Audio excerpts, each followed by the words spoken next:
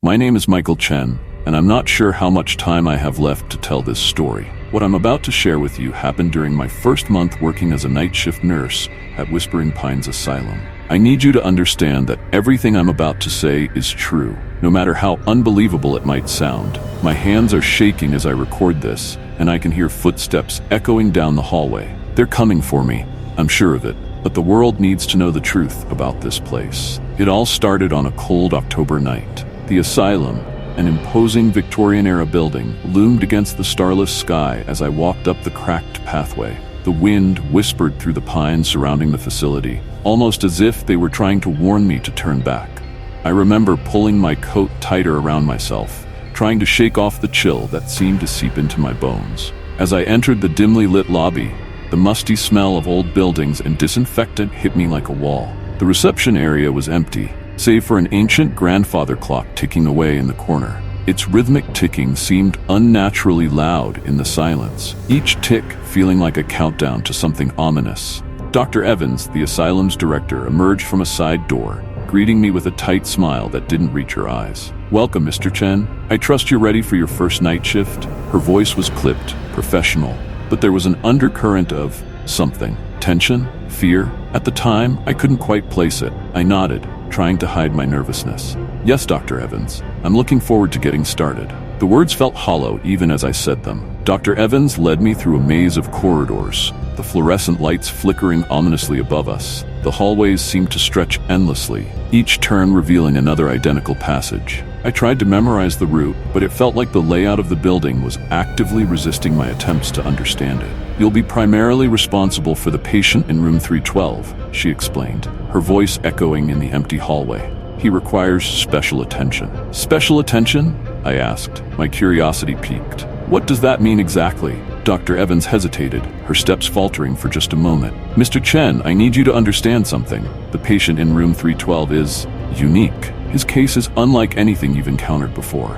We stopped in front of a heavy metal door marked 312. Dr. Evans lowered her voice, glancing nervously up and down the hallway, as if afraid of being overheard. "This patient can be unpredictable. He has moments of startling lucidity, followed by extreme agitation. Always be on your guard." As she unlocked the door, I caught a glimpse of something in her eyes. Was it fear?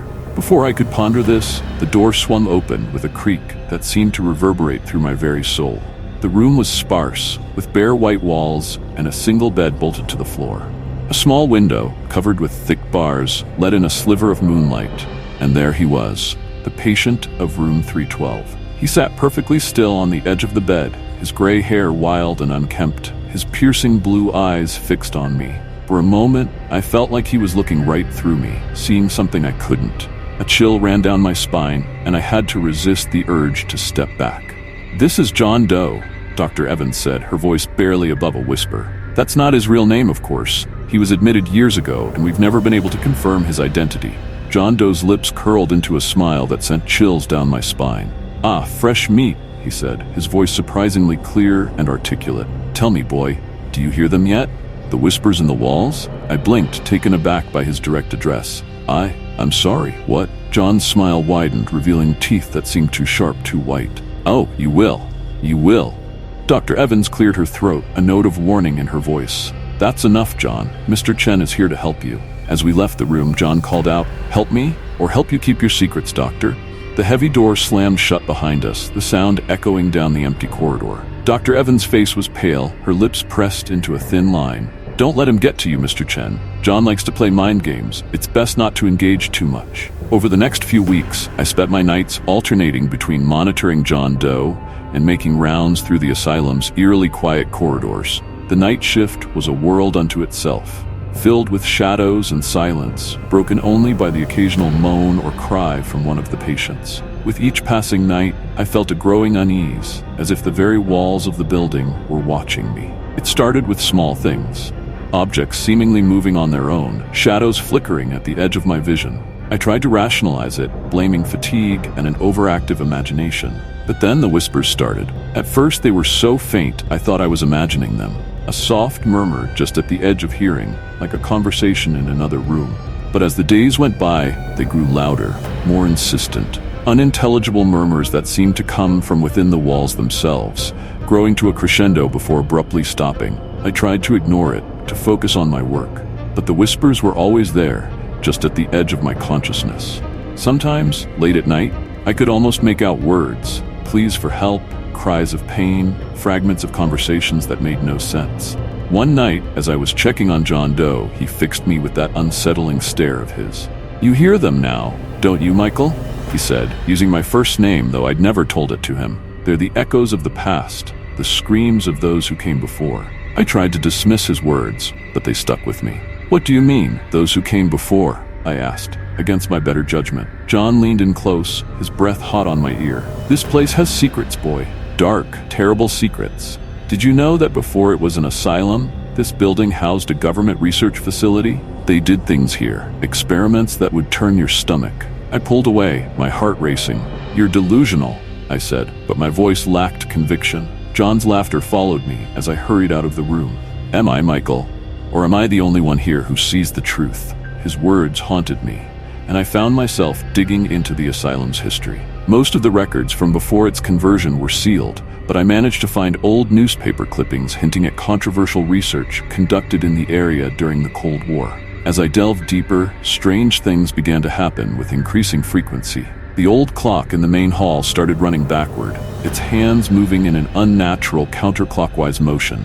Doors would slam shut on their own, locking me in rooms for hours. And the whispers, they were getting louder, more distinct. One night, I was making my usual rounds when I heard a sound coming from one of the empty rooms. It was a soft, rhythmic thumping, like someone gently knocking on a wall. Cautiously, I approached the room, my heart pounding in my chest.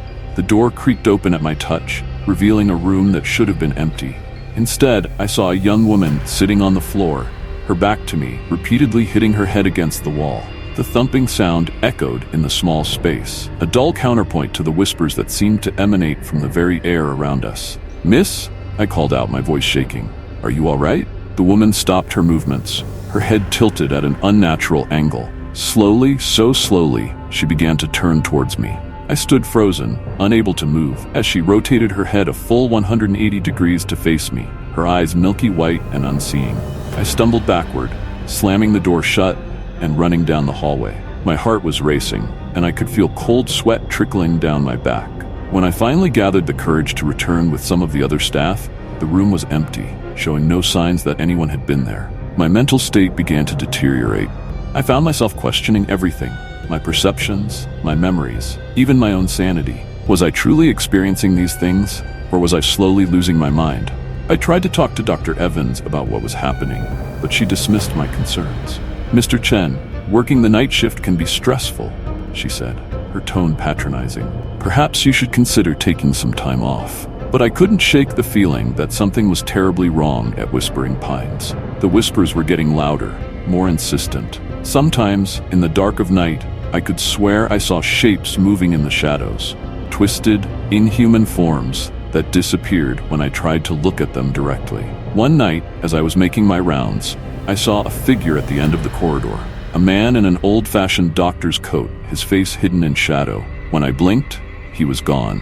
Shaken, I retreated to the nurse's station, only to find old patient files spread across the desk, files I knew hadn't been there moments before. With trembling hands, I opened one. The photo clipped to the file made my blood run cold. It was John Doe, but younger, wearing a doctor's coat. The name on the file read Dr. Jonathan Blackwood. Suddenly, everything clicked into place. The cryptic comments, the detailed knowledge of the asylum's past.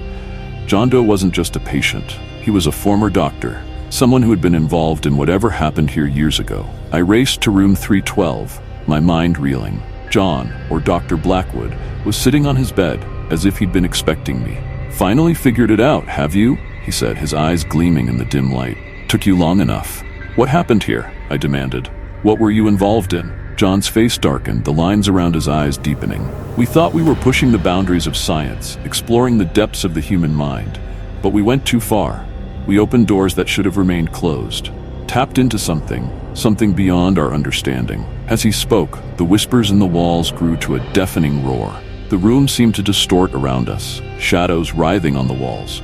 I stumbled back, my heart pounding in my chest. What you're experiencing, Michael, is just the tip of the iceberg, John continued, his voice eerily calm amidst the chaos. The experiments we conducted, they thinned the veil between realities. And now, the past, present, and things beyond our comprehension bleed into one another. I wanted to run, to dismiss everything as the ravings of a madman. But deep down, I knew he was telling the truth. It explained everything. The inexplicable events, the whispers, the sense of wrong that permeated the asylum. "Why are you still here?" I asked, my voice barely a whisper. "Why didn't you leave?" John's laugh was hollow, a sound of utter despair. "Leave? I can't leave, Michael. None of us can. We're all part of it now. The doctors, the patients, even you. This place, it doesn't let go of what belongs to it." As if to emphasize his point, the door to room 312 slammed shut, the lock clicking ominously. The whispers rose to a fever pitch, and I saw shapes forming in the shadows, twisted, inhuman shapes that defied description. I screamed, pounding on the door, desperate to escape. But even as I did, I knew the truth of John's words. I was part of Whispering Pines now, trapped in a nightmare, born from the darkest corners of human ambition and the things that lurk beyond the edges of our reality. The next few days passed in a blur of terror and confusion. I tried to talk to the other staff, to warn them, but they looked at me with a mixture of pity and fear. I realized that they knew, they had always known, but had chosen to ignore the truth, to pretend that everything was normal. I considered running, just walking out of the asylum and never looking back. But something held me back. Maybe it was a sense of duty to the patients, or maybe the asylum itself had already sunk its claws too deep into my psyche. One night, I found myself back in room 312, drawn there by an irresistible force. John was waiting for me, his eyes reflecting a madness that I now recognized in myself. "It's time, Michael," he said softly. "Time for you to see the truth." He reached out and touched my forehead, and suddenly I was somewhere else. I saw flashes of the past. Terrified patients strapped to chairs, screaming as electricity coursed through their bodies. I saw men in lab coats injecting strange glowing substances into writhing subjects. And I saw something else, something vast and incomprehensible, reaching through a tear in reality. When I came back to myself, I was on my knees, gasping for breath. John looked down at me, his expression a mixture of pity and resignation. "Now you understand," he said. "We thought we were expanding the boundaries of human consciousness. Instead, we invited something in, something that should never have been disturbed." I stumbled to my feet, my mind reeling from what I had seen.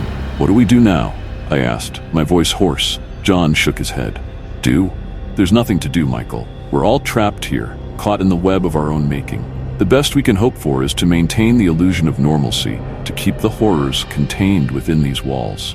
But I couldn't accept that. There had to be a way to end this, to close the door that had been opened. I spent the next few days searching the asylum, looking for anything that might help.